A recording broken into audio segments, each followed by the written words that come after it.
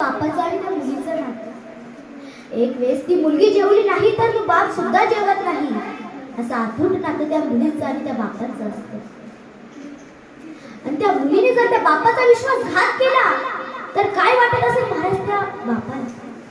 एक वेळचा प्रसंग आहे. आता इंटरनेटच्या काळात सुद्धा बापाला मुलीसाठी पत्र लिहिण्याची वेळ येते. काय काय लिहिलं होतं त्या बापाच्या पत्रामध्ये? बाळा, काका तू आम्हाला सोडून गेलीस. कुठं कमी पडलं माझं प्रेम बाळा तुला की तू आज आम्हाला सोडून गेलीस? सांग ना बाळा. 2 दिवस झाले तू तुझा फोन बंद करून ठेवलास, पण आम्ही कसं पूर्ण घर बंद केलंय ग बाळा. तुझा भाऊ गावात वर मान करून फिरणारा तुझा भाऊ आज घरात एका कोपऱ्यात बसून रडतोय ग बाळा. आणि तुझी आई 2 दिवस झाले अन्न पाणी सोडलंय ग बाळा. पाहुणे रावळेची फोन येते, मी फोन बंद करून ठेवलाय ग बाळा. काय उत्तर देऊ त्यांना? कुठं कमी पडलं माझं प्रेम तुला की आज तू 18 वर्षाचं प्रेम विसरून 3 महिन्याच्या प्रेमासाठी आम्हाला सोडून गेलीस? कुठं कमी पडलं तुला आमचं प्रेम?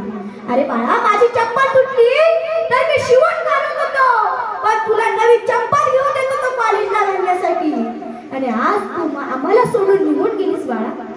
मी गावात सांगत होतो की माझी मोर कोहिनूर हिरा आहे, आणि त्यात आज कोहिनूर हिरा मधला एक हिरा मला सोडून लांब गेला रे बाळा.